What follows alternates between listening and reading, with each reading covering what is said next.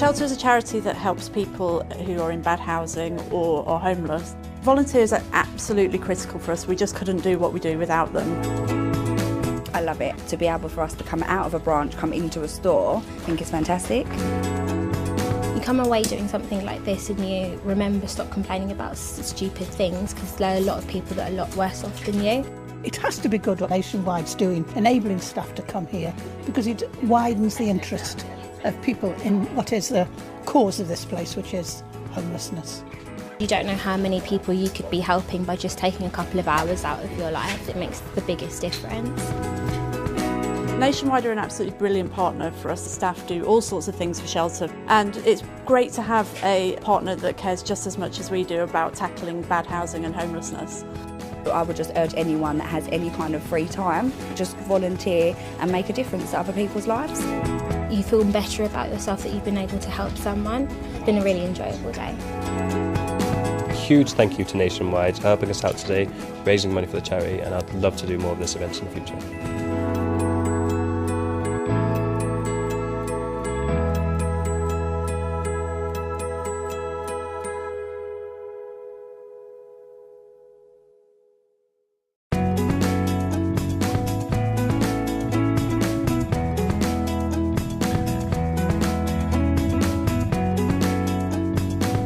Shelter is a charity that helps people who are in bad housing or are homeless. Volunteers are absolutely critical for us. We just couldn't do what we do without them. I love it. To be able for us to come out of a branch, come into a store, I think it's fantastic. You come away doing something like this and you remember, stop complaining about stupid things, because there are a lot of people that are a lot worse off than you.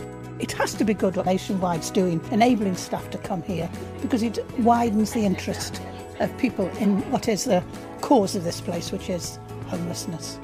You don't know how many people you could be helping by just taking a couple of hours out of your life. It makes the biggest difference. Nationwide are an absolutely brilliant partner for us. The staff do all sorts of things for shelter, and it's great to have a partner that cares just as much as we do about tackling bad housing and homelessness. I would just urge anyone that has any kind of free time, just volunteer and make a difference to other people's lives. You feel better about yourself that you've been able to help someone. It's been a really enjoyable day. Huge thank you to Nationwide for helping us out today, raising money for the charity, and I'd love to do more of this event in the future.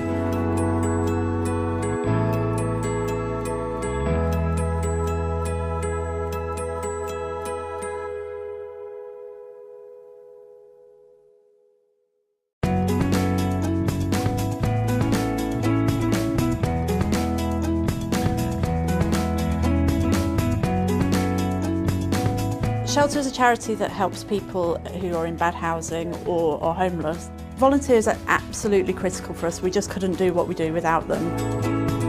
I love it. To be able for us to come out of a branch, come into a store, I think it's fantastic.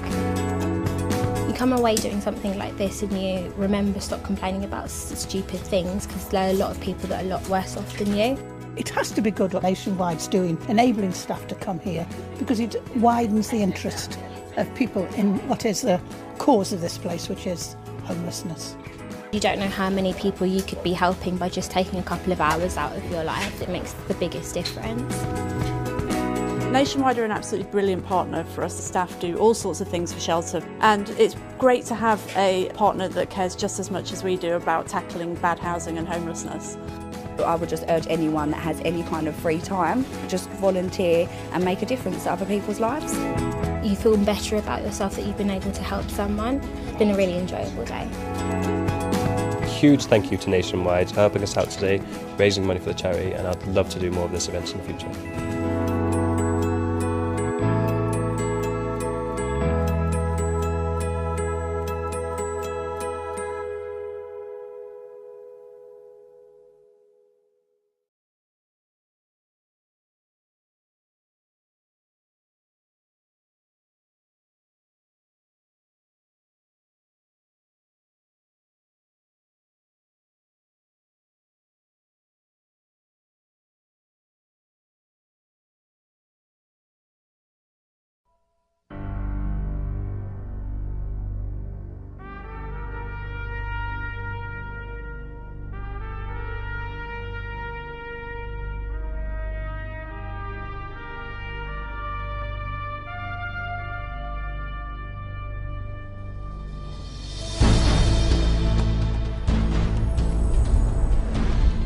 Founded in 1969 by the Church of Scientology, the Citizens Commission on Human Rights investigates and exposes psychiatric violations of human rights. From its international headquarters in Los Angeles, California, CCHR documents psychiatry's invasive and destructive practices and publishes its findings, making them available in some 15 languages. More than 12 million copies have been distributed to healthcare professionals, government officials, educators, and business leaders world over. The headquarters is also the site of the world-renowned exhibit, Psychiatry, an Industry of Death. Centered around 14 documentary films, this state-of-the-art exhibition presents the history of psychiatry, from its origins, where the mentally ill were caged like animals, to the present-day mass drugging of society as the cure for invented mental disorders. Traveling versions of the exhibit visit hundreds of cities across 5 continents, opening the way for hundreds of thousands to discover for themselves the dark truth behind psychiatry.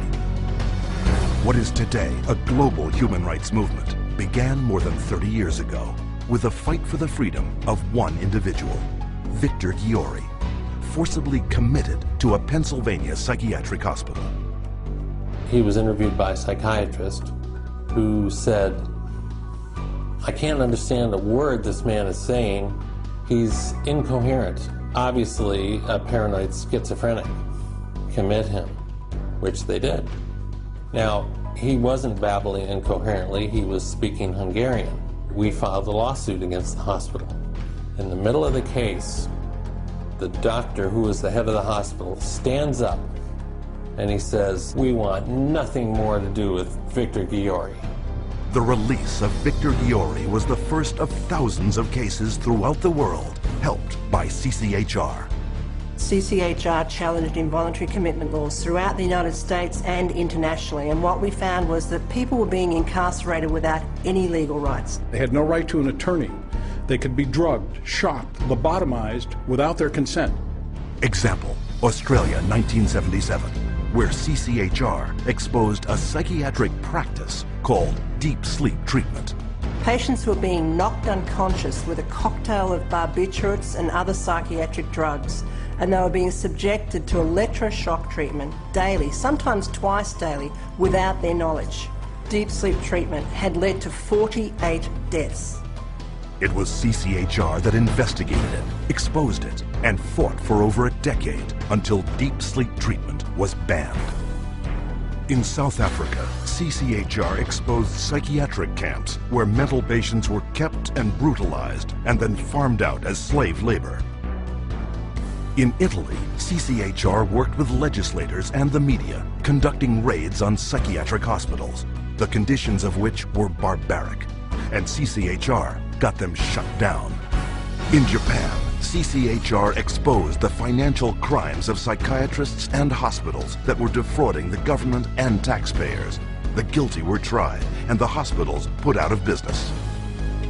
And in the United States, CCHR uncovered a billion-dollar fraud in the nation's largest chain of private mental health facilities. 600 federal agents conducted raids across 20 states. Dozens of prosecutions ensued. Millions of dollars in fines imposed, and the entire chain of corrupt hospitals was permanently closed.